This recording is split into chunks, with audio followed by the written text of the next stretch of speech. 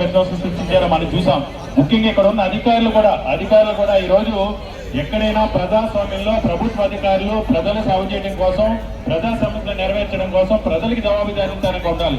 కానీ కొంతమంది అధికారులు ఉన్న ప్రజాప్రతినిధులకి బానిసలుగా మారి ఈ రోజు ఇలాంటి విధ్వంస కార్యక్రమాలకు వారి సహాయ సహకారాలు అందిస్తున్నారు.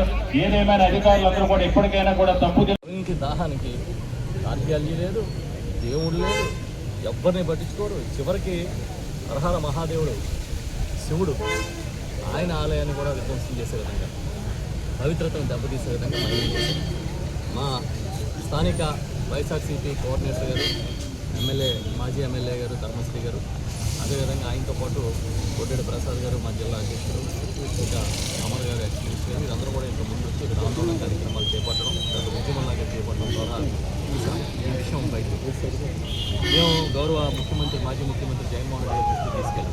ఆయన ఒకటే చెప్పారు, మనం వాయిస్ ఆఫ్ ద వాయిస్లెస్, ఎక్కడైతే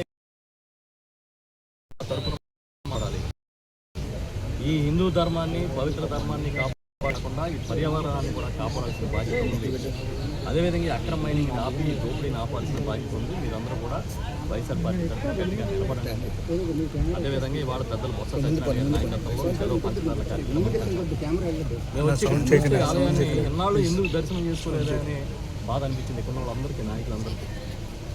నేను అంత పవిత్రమైన ఆలయం ఇక్కడ ఉందనే విషయం కూడా ప్రజలకు తెలియని పరిస్థితి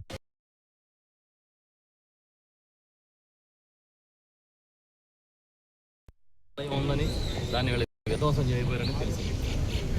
చంద్రబాబు నాయుడు గారు ఋషికొండలో ఆయన ప్రతిపక్ష నాయకుడిగా ఉన్నప్పుడు అంతకుముందున్న కాటేజీలు తీసి ఒక భవనాన్ని ప్రభుత్వం నిర్మాణం చేస్తే అది జగన్మోహన్ రెడ్డి గారు ఋషులు తిరిగే ప్రాంతాన్ని దెబ్బతీస్తున్నారని చెప్పారు. మరి ఋషులు తిరిగే ప్రాంతాన్ని దెబ్బతీస్తున్నారని చెప్పిన మీరు సాక్షాత్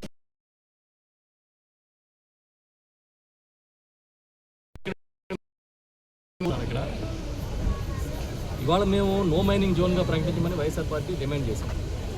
నేను డిమాండ్ చేసినప్పుడు ఇప్పుడు నిన్నేం చెప్తున్నారు, వైఎస్ఆర్ పార్టీ డిమాండ్ అని కాదు కానీ మేము ఆలోచిస్తున్నామంట. మీరు ఆలోచించినప్పుడు ఎందుకు ఇచ్చారు పర్మిషన్? ఇవాళ అక్కడ అక్రమ మైనింగ్ జరిగిందని అందరూ ఒప్పుకుంటున్నారు, కలెక్టర్తో సహా.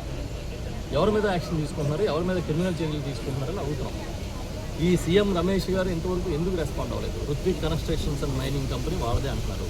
ఇంకో లక్ష్మీ నరసింహ మినరల్స్ అనే కంపెనీ కూడా ఆయన పిఏ పేరును ఉందంటున్నారు. మరి స్వయంగా ఆయన పేరునే అప్లై చేసుకుని, ఆయనే తవ్వుకుని, ఆయనే అమ్ముకుని ఏం చేద్దాం అనుకుంటున్నారు? అంటే విశాఖపట్నం ఈ ప్రాంతాన్ని, ఉత్తరాంధ్ర ప్రాంతాన్ని దోచుకోవడానికి అనువుగా ఉందని కూటమి నాయకులు భావిస్తున్నారా? మరి స్థానిక శాసనసభ్యుడు ఇంత జరుగుతుంటే ఆయన ఎందుకు రెస్పాండ్ కాలేదు? ఆయనకు సంబంధం ఉందా లేదా? ఇప్పుడేం మాట్లాడుతున్నారు? ఆ రోజు ఏదో జరిగిందని మాట్లాడుతున్నారు. కొండల పైన ఇక్కడ పురాతనమైన సుమారు 1300 సంవత్సరాల క్రితం నిర్మితమైన ధర్మలింగేశ్వర స్వామి, ఉమా సమేత ధర్మలింగేశ్వర స్వామి ఆలయాన్ని విధ్వంసం చేసే విధంగా, దీని పవిత్రతని నాశనం చేసే విధంగా కూటమి నాయకులు ప్రవర్తిస్తున్నారు. ఎక్కడన్నా తప్పు జరిగితే ఆపాలి.